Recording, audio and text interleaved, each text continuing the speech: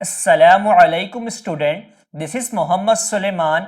Students, मैं आपको इस वीडियो के अंदर जो है प्रैक्टिकल सेंटर का कॉम्प्रिहेंसिव पेपर जो है सॉल्व करवाने वाला हूं सेकेंड ईयर फिजिक्स का। तो सबसे पहले हम लोग जो है एमसीक्यूज को सॉल्व करेंगे और आप लोग यहाँ पे जो है अपनी स्क्रीन पे देख सकते हैं कि मैंने यहाँ पे सेकेंड ईयर फिजिक्स का कॉम्प्रिहेंसिव पेपर जो है यहाँ पे ओपन कर लिया है। ठीक है, अब बच्चों के जहन में ये सवाल आता है कि सर हमें इसका पीडीएफ जो है किस तरह मिलेगा, हमें बाकी जो कॉम्प्रिहेंसिव पेपर हैं, गेस्ट पेपर हैं, वो किस तरह मिलेंगे। तो बेटा इसके लिए आप मेरा फेसबुक पेज जाके जो है सर्च कर सकते हैं, वहां पे जो है आपको मिल जाएगा। फेसबुक पेज का नाम क्या है, नॉलेज पूल नाम है। ठीक है, और व्हाट्सएप ग्रुप का लिंक जो है मैं आपके साथ डिस्क्रिप्शन में शेयर करूंगा, आप उसको ज्वाइन करके वहां पे जो है मैं तमाम जो गेस्ट पेपर हैं वो शेयर करता रहता हूं। ठीक है, और इस वाले की पीडीएफ जो है आपको डिस्क्रिप्शन में गूगल ड्राइव का लिंक मिलेगा, वहां से जो है आप लोग डाउनलोड कर लेना। ठीक है, तो अब जो है हम लोग एमसीक्यूज को सॉल्व करना स्टार्ट करते हैं। हमारे पास फर्स्ट एमसीक्यूज क्या है, the magnitude of the force between two unit positive charge is 9 exponent 9 Newton. तो बेटा एमसीक्यूज को समझना बहुत जरूरी है, आंसर जो है आपको वैसे भी पता चल जाएंगे। ठीक है, लेकिन अगर आप समझ के करेंगे, अगर एमसीक्यूज के अंदर चेंजिंग होंगी तब भी आप उसको सॉल्व कर पाएंगे। ठीक है, आपसे एमसीक्यूज के अंदर क्या बोला चाह रहे हैं कि आपको फोर्स का मैग्नीट्यूड गिवन है, किसके बराबर है। यहां पे जो है मैं आपके साथ साइड पे जो है सोल्यूशन जो है शेयर करूंगा। फोर्स जो है आपके पास 9 एक्सपोनेंट पावर 9 न्यूटन जो है आपके पास गिवन है। ठीक है, उसके अलावा बात की जा रही है यूनिट पॉजिटिव चार्ज, मतलब आपके पास जो दो चार्जेस है वो यूनिट है। मतलब ये कि आपके पास जो Q1 और Q2 जो है ना वो बराबर किसके होगा, 1 कूलम के बराबर होगा, क्योंकि यहां पे बात की जा रही है यूनिट की। ठीक है, उसके अलावा क्या लिखा, when the distance between them, मतलब ये कि आपको उनके दरमियान का डिस्टेंस जो है यहाँ पे फाइंड आउट करना है। ठीक है, ये हम लोगों ने यहाँ पे एमसीक्यूज का डेटा जो है यहाँ पे लिख लिया है। अब आपको फॉर्मूला पता है कि भाई फोर्स का फॉर्मूला क्या होता है कूलम्स लॉ के अंदर, F इज इक्वल टू के Q1 Q2 divide by radius का स्क्वायर। ठीक है, जो कि आपको फाइंड आउट करना है। तो बेटा फोर्स की वैल्यू आपके पास क्या गिवन है, आप यहां पे पुट कर दो, 9 एक्सपोनेंट पावर 9 आपने पुट कर दिया। अब के आपके पास कांस्टेंट होता है। ठीक है, के की वैल्यू आपके पास क्या होती है, मैं यहां पे आपको साइड पे जो है लिख के दिखा देता हूं, 9 एक्सपोनेंट पावर 9, और इसका यूनिट हमारे पास क्या होता है, newton metre square divide by coulomb का स्क्वायर। ठीक है, ये आपके पास यूनिट होता है। अब आपने यहां पे के की जो है वैल्यू यहां पे पुट कर दी। ठीक है, और Q1 Q2 आपके पास 1 के बराबर है, तो इसका लिखने की जरूरत ही नहीं है हमारे पास। अब डिवाइड में आपके पास क्या है, आर स्क्वायर है, जो कि हमने आर की वैल्यू यहां से निकालनी है। ठीक है, अब देखो बेटा ये भी आपके पास सेम है, ये भी आपके पास जो है सेम है, दोनों आपस में कैंसिल हो जाएंगे, तो आपके पास आर स्क्वायर जो है 1 के बराबर आ जाएगा।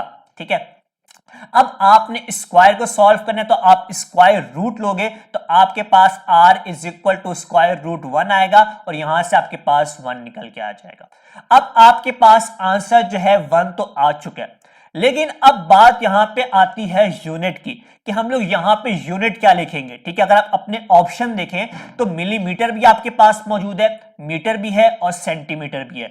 तो बेटा आप ये देखें कि आपने जो के की वैल्यू पुट की थी वो मीटर के अंदर पुट की थी। ठीक है, यहाँ पे आप देख सकते हैं कि मीटर लिखा हुआ है, तो मतलब ये कि आपके पास जो रेडियस निकल के आया वो किस में निकल के आया है, 1 मीटर आंसर आया। अब आपने देखा कि भाई आपके पास मीटर का सिर्फ और सिर्फ एक ऑप्शन है जो कि एक्सपोनेंट पावर 3 लिखा हुआ है। ये क्या लिखा हुआ है, एक्सपोनेंट पावर 3 लिखा हुआ है, जबकि आपका आंसर 1 के बराबर आ रहा है। ठीक है, इसका मतलब ये कि आपको अपने यूनिट की कन्वर्जन करनी पड़ेगी। ठीक है भाई, अब आप अगर अपना यूनिट जो है मीटर से मिलीमीटर के अंदर लेके जाएं तो आप क्या करते हैं। ठीक है, तो भाई आप जो है 1000 से मल्टीप्लाई करते हैं। जब आप 1 को 1000 से मल्टीप्लाई करेंगे तो आपके पास आंसर आएगा 1 एक्सपोनेंट पावर 3, और अब आपका यूनिट जो है मीटर से कन्वर्ट हो चुका है मिलीमीटर के अंदर, जो कि आपके पास ऑप्शन ए यहां पे राइट आंसर है। ठीक है भाई, तो ये बहुत सिंपल एमसीक्यूज था, बस कन्वर्शन के अंदर आपको जो है थोड़ा सा डराया गया था। ठीक है, आगे बात करते हैं एमसीक्यूज नंबर 2 की, और उसको जो है सॉल्व करने की कोशिश करते हैं। ठीक है, एमसीक्यूज नंबर 2 क्या है, a Compton's shift depend only on the photons dash. ठीक है भाई, तो यहां पे सबसे पहले आपको भाई इक्वेशन पता होनी चाहिए, उससे जो है आपको ये सवाल को जो एमसीक्यूज को जो है समझना आपके लिए बहुत ही आसान हो जाएगा। ठीक है, तो आपके पास कॉम्पटन इफेक्ट की जो इक्वेशन होती है डेल्टा लैम्डा, ठीक है, is equal to H upon M naught C into 1 minus cos theta. ये इक्वेशन आप लोगों ने पढ़ी होगी। ठीक है, अब एमसीक्यूज क्या बोल रहा था, Compton's shift depend only on the photons dash. ठीक है भाई, ये पूरा आपके पास किसके बराबर होता है, ये आपके पास बराबर होता है लैम्डा सी के। ठीक है, किसके बराबर होता है, लैम्डा सी के, जिसको आप लोग कहते हैं कॉम्पटन्स वेवलेंथ कहते हैं। क्या कहते हैं, कॉम्पटन्स वेवलेंथ। ठीक है, अब आपके पास जो कॉम्पटन शिफ्ट है वो डिपेंड कर रही है सिर्फ और सिर्फ आपके स्कैटरिंग एंगल के ऊपर। किसके ऊपर, एंगल ऑफ स्कैटरिंग। ठीक है, तो भाई हमारे पास यहां पे ऑप्शन डी इसका राइट आंसर है। ठीक है, आगे बात करते हैं, atomic number of daughter element increase by the emission of dash. बेटा ये एमसीक्यूज बहुत ही आपको समझने का लिए बहुत जरूरी है, और इसके अंदर बच्चे मिस्टेक्स करते हैं, किस तरह वो जो है इसके अंदर चेंजिंग कर सकते हैं, तो इसको आपने समझना है। यहां पे जो एमसीक्यूज है वो प्रैक्टिकल सेंटर के हैं, या आपके पेपर के हवाले से भी इंपॉर्टेंट होते हैं, तो आपने इनको अंडरस्टैंडिंग के साथ समझना है। ठीक है, एमसीक्यूज नंबर 3 है, तो बेटा आप लोगों ने अल्फा का रिएक्शन देखा होगा, बीटा का देखा होगा और गैमा का देखा होगा। ठीक है, मैं यहां पे आपको मिसाल दूंगा बीटा की। ठीक है, अब आपको पता ही आपके पास क्या है, कोई भी एक एलिमेंट है उसके ऊपर क्या होता है, एटॉमिक मास होता है, नीचे क्या होता है आपके पास, एटॉमिक नंबर होता है। ठीक है, अब यहां पे जो सवाल में बात की जा रही है ना, वो एटॉमिक नंबर की बात की जा रही है, उसको एटॉमिक मास से कोई भी इसका ताल्लुक नहीं है। ठीक है, अब जब आप इसका रिएक्शन करेंगे बीटा के अंदर, किसके अंदर, बीटा, ठीक है, बीटा पार्टिकल के अंदर, कि आपके पास जो आखिर में निकल के आएगा ना, देखो उसका एटॉमिक मास सेम रहेगा, लेकिन उसका जो एटॉमिक नंबर है वो जो है ना बेटा क्या हो जाएगा, एक इंक्रीज हो जाएगा। ठीक है, तो यहां पे बात क्या की गई थी आपसे कि एलिमेंट इंक्रीज, तो इंक्रीज आपके पास किसके अंदर हुआ है, बीटा पार्टिकल के अंदर इंक्रीज हुआ है। तो यहां पे हमारे पास जो है ऑप्शन बी राइट आंसर है। आपके जहन में कि सर अल्फा पार्टिकल के अंदर क्या होता है, गैमा के अंदर क्या होता है, तो बेटा इसके बारे में अगर मैं आपको बताऊं, सबसे पहले हम बात कर लेते हैं अल्फा के हवाले से। किसके हवाले से, अल्फा के हवाले से। ठीक है, तो अल्फा के अंदर जो है ना आपके पास एटॉमिक नंबर जो है ना डिक्रीज होता है। क्या होता है, डिक्रीज बाय 2। ये बात आपको पता होनी चाहिए। ठीक है, अब आपके जहन में सवाल है कि सर यहाँ पे इंक्रीज किस तरह हो रहा है, बेटा यहाँ पे इलेक्ट्रॉन होते हैं, तो इलेक्ट्रॉन की वजह से जो है आपके पास क्या हो रहा है, यहाँ पे इंक्रीज हो रहा है। तो अल्फा के अंदर आपके पास डिक्रीज बाय 2 होगा। ठीक है, और गैमा के अंदर जो है ना आपके पास अनचेंज रहता है। ठीक है, गैमा के अंदर आपके पास क्या रहता है, अनचेंज रहता है। बेटा ये बात की जा रही है एटॉमिक नंबर की, अगर यहां पे आपके पास एटॉमिक मास लिखा हुआ आ जाए ना, तो एटॉमिक मास जो है ना आपके पास जो है सबके अंदर अनचेंज रहता है। क्या रहता है, अनचेंज रहता है। सिर्फ अल्फा पार्टिकल के अंदर जो है वो डिक्रीज हो जाता है, डिक्रीज बाय 4 होता है। ठीक है, तो ये चीजें आपको समझनी पड़ेंगी, ये एमसीक्यूज के अंदर वो चेंजिंग कर सकता है, मैं बार बार आपको ये बात बता रहा हूं। ठीक है, अच्छा भाई आगे हम बात करते हैं एमसीक्यूज नंबर 4 की। तो यहां पे आपसे क्या बोले जा रहे हैं कि motional EMF induce in a conductor depend upon dash. तो बेटा ये आपके पास जो है वेलोसिटी के ऊपर भी डिपेंड करता है, लेंथ के ऊपर भी करता है, मैग्नेटिक फील्ड के ऊपर भी करता है, ओरिएंटेशन के ऊपर भी करता है। तो हमारे पास यहाँ पे जो है ऑल ऑफ दीज का जो है राइट आंसर होगा। ठीक है, आगे एमसीक्यूज नंबर 5 जो है उसको हम लोग डिस्कस करेंगे। ठीक है, जो एमसीक्यूज आपके थ्योरी के होंगे और उनको जो है मैं आपको जस्ट थोड़े बहुत बता के उसका आंसर बता दूंगा, लेकिन जो एमसीक्यू समझने के हैं उसको समझना जो हमारे लिए बहुत जरूरी है। एमसीक्यू नंबर आपके पास 5 है, the track form in a Wilson cloud chamber due to beta rays is dash. ठीक है भाई, ये एमसीक्यूज आपका विल्सन क्लाउड चैम्बर से लिया गया है, चैप्टर में खास 19 है आप लोगों का। तो अब बात यहाँ पे की गई है बीटा रेस की। सवाल आपके जहन में आना चाहिए कि भाई अल्फा रेस भी तो हो सकता है, लेकिन यहां पे बात की गई बीटा रेस की। तो बीटा रेस के अंदर क्या होता है मैं आपको यहां पे जो है लिख के दिखा देता हूं। बीटा रेस की अगर हम लोग बात करें तो हमारे पास बनता है थिन एंड ब्रोकन लाइंस। क्या, थिन एंड ब्रोकन लाइंस। ठीक है, तो हमारे पास आंसर क्या आ जाएगा इसका, ऑप्शन नंबर बी। ठीक है, अब अगर अल्फा रेस आपके पास आ जाए तो अल्फा रेस के केस के अंदर आपके पास क्या हो जाएगा, ये थिक हो जाएगा यहां पे, और यहां पे आपके पास कंटिन्यूअस लाइन होंगी, ठीक है। तो आप लोगों ने हर चीज को बेटा अपने जहन में रखना है। एमसीक्यूज नंबर 6 के अंदर the electric field intensity between two uniformly oppositely charge plate is dash, ठीक है। इसकी डेरिवेशन जो है आप लोगों ने सॉल्व भी की होगी और यहां पे जो है आपको बताना है कि इलेक्ट्रिक फील्ड इंटेंसिटी जो है दो यूनिफॉर्मली चार्ज के दरमियान में जो है अपोजिट है। अपोजिट का मतलब ये कि एक के अंदर पॉजिटिव है, एक के अंदर नेगेटिव है, दो प्लेट्स हैं, ठीक है।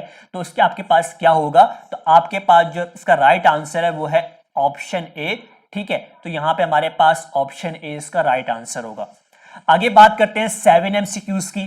The product of molecular mass and specific heat of a substance is called dash. और बहुत ही कंफ्यूजिंग एमसीक्यूज है ये बेटा, इसको समझना बहुत ज्यादा जरूरी है और इसको समझने के लिए आपको स्पेसिफिक हीट पता होनी चाहिए, आपको हीट कैपेसिटी के बारे में जो है पता होना बहुत जरूरी है, तो आप तभी सॉल्व कर पाएंगे, ठीक है। बात की जा रही है मॉलिक्यूलर मास की, तो आपके पास कैपिटल एम होता है और स्पेसिफिक हीट जो आपके पास किसके बराबर होता है, स्मॉल सी के बराबर होता है, ठीक है। अब आपके पास भाई हीट कैपेसिटी क्या होती है, स्पेसिफिक हीट क्या होती है, तो उसके बारे में हम लोग यहां पे डिस्कस कर लेते हैं, ठीक है। तो भाई यहां पे स्पेसिफिक हीट की बात की है। स्पेसिफिक हीट का आपके पास जो फॉर्मूला होता है वो किसके बराबर होता है, small c is equal to Q divide by M delta T. ये आपके पास जो है भाई फॉर्मूला है किस चीज का, ये मैं आपको यहां पे लिख के भी बता देता हूं ताकि आप लोगों को जो है भूले नहीं, स्पेसिफिक हीट का, ठीक है। ये स्पेसिफिक हीट का आ गया। अब मोलर स्पेसिफिक हीट का फॉर्मूला क्या होता है, मोलर स्पेसिफिक हीट का फॉर्मूला क्या है, C M is equal to capital C divide by N. बेटा कैपिटल सी आपके पास हीट कैपेसिटी होता है और स्मॉल सी आपके पास क्या होता है, स्पेसिफिक हीट होता है, ठीक है। ये कैपिटल सी मैंने बना दिया यहाँ पे और यहाँ पे जो है मैंने स्मॉल सी बना दिया, ठीक है। अब ये फॉर्मूला आपके पास मोलर स्पेसिफिक हीट का है। अगर मैं आपको आंसर बताना चाहूं तो मेरे पास यहाँ पे ऑप्शन सी है, लेकिन आप लोगों के जहन में सवाल है कि सर ये हमें कैसे, यहां तो बात की जा रही है molecular mass and specific heat की, लेकिन यहाँ पे तो C/N लिखा हुआ है, ऐसा क्या करेंगे, ठीक है। तो आपके जहन में सवाल आएगा, ठीक है। तो भाई जो आपके पास हीट कैपेसिटी होती है कैपिटल सी, वो बराबर होती है capital C is equal to M C, ठीक है। एम आपके पास क्या है, मैस, और सी आपके पास क्या है, स्पेसिफिक हीट। तो मैं यहां पे जो है लिख देता हूं एम और सी। और एन आपके पास क्या है, नंबर ऑफ मोल। इसका फॉर्मूला आप लोगों ने बेटा बहुत दफा पढ़ा होगा, केमिस्ट्री में भी पढ़ा होगा, mass divide by molecular mass, ठीक है। तो मैं यहां पे जो है पुट कर देता हूं mass divide by molecular mass, ठीक है। अब आपको थोड़ा बहुत आंसर के करीब आप आते जा रहे हैं तो आपको समझ में भी आएगा, ठीक है। इसको अगर मैं लिखना चाहूं तो यूं लिख सकता हूं, ठीक है, बिल्कुल यूं लिख सकता हूं। तो मैस से मैस कैंसिल, अब मेरे पास molecular mass and specific heat का जो है प्रोडक्ट आ चुका है जो कि बराबर है मोलर स्पेसिफिक हीट के। तो आई होप आपको ये एमसीक्यूज जो है समझ में आया होगा, ठीक है। आगे हम बात करते हैं भाई एमसीक्यूज नंबर 8 की, जो कि एक बहुत ही ट्रिकी एमसीक्यूज था और बच्चे जो है मिस्टेक करते हैं एमसीक्यूज के अंदर। क्या लिखा जा रहा है भाई आपसे, if the parallel equivalent resistance of two wire is 4 ohm, ठीक है। बोल रहे कि दो रेजिस्टेंस हैं जो कि आपस में पैरेलल हैं, तो उनके कॉम्बिनेशन से आपके पास आंसर क्या आ रहा है, 4 ओम आ रहा है, ठीक है भाई। उसके बाद बोलते हैं and the series equivalent resistance of the same wire, ठीक है, इज 18 ओम, ठीक है। अब आपके पास दो रेजिस्टेंस हैं, ठीक है, वो भी आपके पास जब उनका इक्विवेलेंट निकाला लेकिन वो सीरीज के अंदर थे तो उनका आंसर 18 ओम आया। लेकिन आपने इन दोनों रेजिस्टेंस का जो है ना अलग अलग बताना है कि भाई एक वायर का क्या रेजिस्टेंस होगा, दूसरी वाली का क्या रेजिस्टेंस होगा, ठीक है। सॉल्व करते हैं, बहुत ही इंटरेस्टिंग एमसीक्यूज है बेटा, इसको समझना जो है आप लोगों के लिए बहुत ज्यादा जरूरी भी है, सही है। अच्छा भाई, तो आपको पता है कि जो आपके पास केस होता है पैरेलल का, तो इसके अंदर आपके पास फॉर्मूला क्या होता है, 1/r is equal to 1/r1 plus 1/r2 होता है, ये आप लोगों ने पढ़ा हुआ है, ठीक है। अब देखो यहाँ पे आपके पास जो केस था पैरेलल का, उसके अंदर आपके पास किसके बराबर था, 4 ओम के बराबर था। तो मेरे पास क्या आ जाएगा, 1/4 is equal to 1/r1 plus 1/r2। ये मेरे पास इक्वेशन नंबर जो है 1 आ चुकी है, ठीक है, यहां तक कोई प्रॉब्लम नहीं होगी। आगे बात की गई थी आपके पास सीरीज की, तो मैं यहाँ पे आपको सीरीज का भी लिख के दिखा देता हूं। ठीक है, सीरीज का मेरे पास क्या होता है, R E is equal to R1 plus R2 होता है। ठीक है, आपके पास यहाँ पे क्या दिया गया था, 18 ओम दिया गया था, तो आपने 18 यहाँ पे पुट किया, तो R1 प्लस R2 आपके पास यहाँ पे इक्वेशन नंबर 2 आ चुकी है। ठीक है, अब आप लोगों ने इस इक्वेशन को सॉल्व करना है। अब आप इसको जो है भाई कैलकुलेटर से सॉल्व करना चाहें या फिर इसको जो है आप मैन्युअली सॉल्व करना चाहें तो आप इसको सॉल्व कर सकते हैं। अब आपके जहन में अगर सर सॉल्व किस तरह करें, तो मैं आपको जो है थोड़ा बहुत करके बता देता हूं। ठीक है, और आप लोगों ने किस तरह सॉल्व करना है इसको, ताकि आप लोगों को थोड़ी बहुत जो है इसके अंदर आसानी हो जाए। अब देखो बेटा, आपके पास यहाँ पे ये इक्वेशन आई, सही है, इसको अगर आप यहाँ पे इसका एलसीएम ले लें। ठीक है, अगर मैं इक्वेशन 1 यहाँ पे लू 1/4 और मैंने यहाँ पे एलसीएम लिया, तो मेरे पास क्या हो जाएगा, R1 R2 हो जाएगा, ऊपर जो है मेरे पास R1 प्लस R2 आ गया। ठीक है, यहां तो कोई प्रॉब्लम नहीं है। अब आपने देखा कि आपके पास R1 प्लस R2 की वैल्यू यहाँ पे 18 लिखी हुई है, तो आप जो है सिंपल यहाँ पे 18 भी पुट कर सकते हैं। सही है, अब जो है मैंने यहाँ पे पुट कर दिया, तो मेरे पास क्या हो जाएगा, 1/4 is equal to 18 divide by R1 R2। यहाँ तो कोई प्रॉब्लम नहीं है। 18 को 4 से मल्टीप्लाई करोगे तो आंसर आएगा आपके पास 72 के बराबर आएगा।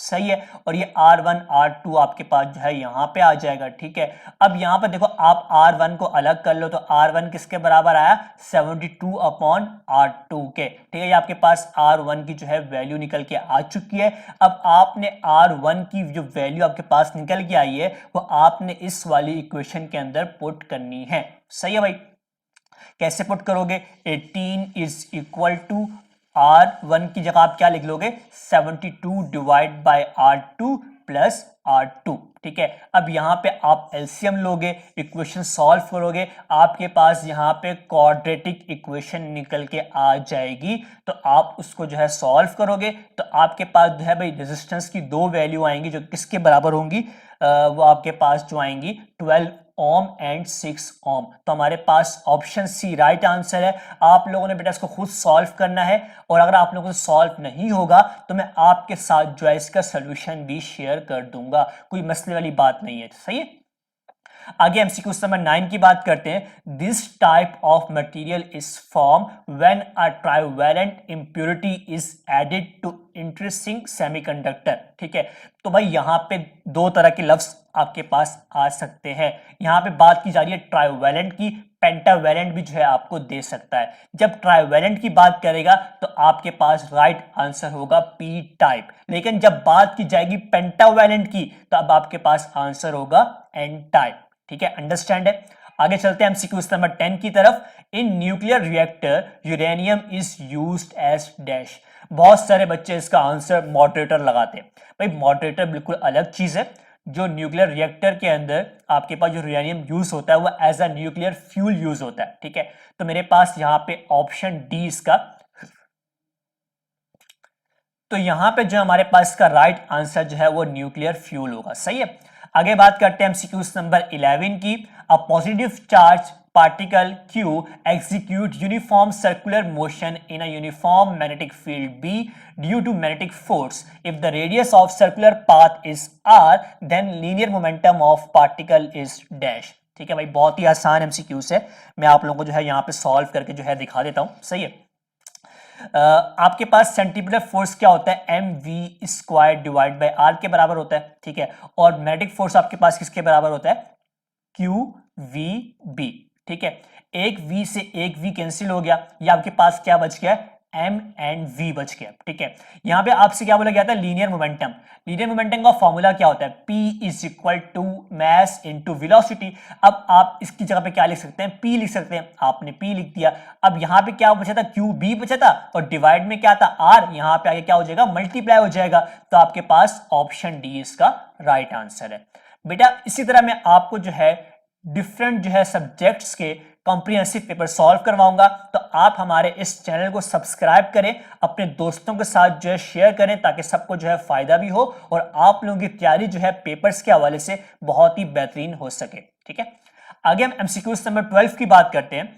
Electric field between two electrons separated by a distance R varies as dash. ठीक है, तो थोड़ा सा जो है मैं नीचे आ जाता हूं ताकि मेरे को थोड़ा सा स्पेस मिल जाए लिखने के लिए। सही है, अब इलेक्ट्रिक फील्ड का फॉर्मूला आपको पता होना बहुत जरूरी है, तभी जो है आप इस सवाल को सॉल्व कर पाएंगे। ठीक है, एक तो आपके पास होता है फोर्स पर यूनिट टेस्ट चार्ज, ये फॉर्मूला आप लोगों ने पढ़ा होगा इलेक्ट्रिक फील्ड का, लेकिन आप इसको मजीद अगर ड्राइव करेंगे तो आपके पास जो फॉर्मूला निकल के आता है वो किसके बराबर होता है, E is equal to 1/4 pi epsilon naught, और उसके अलावा जो आपके पास जो लिखा हुआ होता है Q डिवाइड बाय R का स्क्वायर। ठीक है, अब यहां पे सिर्फ बात की जा रही है डिस्टेंस की और इलेक्ट्रिक फील्ड की, तो आपकी इलेक्ट्रिक फील्ड और डिस्टेंस के दरमियान में जो रिलेशन है वो क्या है, इनवर्स रिलेशन है। सही है, इनवर्स रिलेशन है। अब अपने ऑप्शन देखो, आपके पास ऑप्शन में 1/r² कहीं भी नहीं लिखा हुआ, अगर आप इस r² को ऊपर ले जाओ तो आपके पास क्या हो जाएगा, r पावर -2 हो जाएगा। ठीक है, जो कि आपके पास ऑप्शन सी है, तो मेरे पास ये आंसर जो है इसका राइट होगा। ठीक है, आगे 13 एमसीक्यूज बहुत ही सिंपल एमसीक्यू से भाई, एक फॉर्मूले से सॉल्व हो जाएगा। If power dissipates across a bulb of resistance, आपके पास यहां पर रेजिस्टेंस की वैल्यू गिवन है, पावर की वैल्यू गिवन है, आपको जो है पोटेंशियल डिफरेंस बताना है। ठीक है, तो भाई 13 एमसीक्यू से फॉर्मूला आपके पास क्या होगा, P is equal to V square divide by R। ठीक है, P की वैल्यू आपके पास बेटा 0.24 किलो में लिखा हुआ है, तो आप इसको किलो की जगह आप जो है एक्सपोनेंट पावर 3 लिखोगे। ठीक है, तो मैं यहां पे लिख देता हूं पावर की value 0.24 exponent power 3 is equal to, अब मैंने यहां पे पोटेंशियल डिफरेंस जो है फाइंड आउट करना है, और R की वैल्यू मेरे पास जो है बेटा यहां पे क्या गिवन थी, 240 के बराबर जो है गिवन थी। ठीक है, अब ये 0.24 एक्सपोनेंट पावर 3 क्या होता है इसके बारे में समझ लेते हैं। ठीक है, अगर मैं आपको यहां पे बता देता हूं 0.24 एक्सपोनेंट पावर 3। ठीक है, अब मैं चाहता हूं कि मैं अपने डेसिमल को जो है भाई राइट साइड पे शिफ्ट करूं, तो राइट साइड पे जब मैं इसको शिफ्ट करूंगा ना यहां पे 2 के बाद, तो मेरे पास ये क्या हो जाएगा, पावर 2 हो जाएगी। जब एक और टाइम आगे लेके जाऊंगा तो मेरे पास पावर क्या हो जाएगी, 1 हो जाएगी। जब मैं एक और दफा आगे लेके जाऊंगा तो मेरे पास एक्सपोनेंट पावर क्या हो जाएगी, 0 हो जाएगी। मेरे पास जो आंसर आएगा 240 के बराबर आएगा, आप लोग कैलकुलेटर से भी चेक करके देख सकते हैं। ठीक है, तो मतलब ये कि इसकी पूरी की जगह जो है मैं क्या लिख सकता हूं, 240 लिख सकता हूं। तो मैंने यहां पे क्या लिख दिया, 240 लिख दिया, और ये 240 वहां जाके मल्टीप्लाई होगा तो यहां पे क्या हो जाएगा, 240 हो जाएगा, और यहां आपके पास V स्क्वायर आ चुका है। V स्क्वायर आपके पास क्या चीज है, पोटेंशियल डिफरेंस है। अब यहां पे आपने स्क्वायर रूट लेना है, तो आपके पास जो पोटेंशियल डिफरेंस निकल के आएगा वो बराबर होगा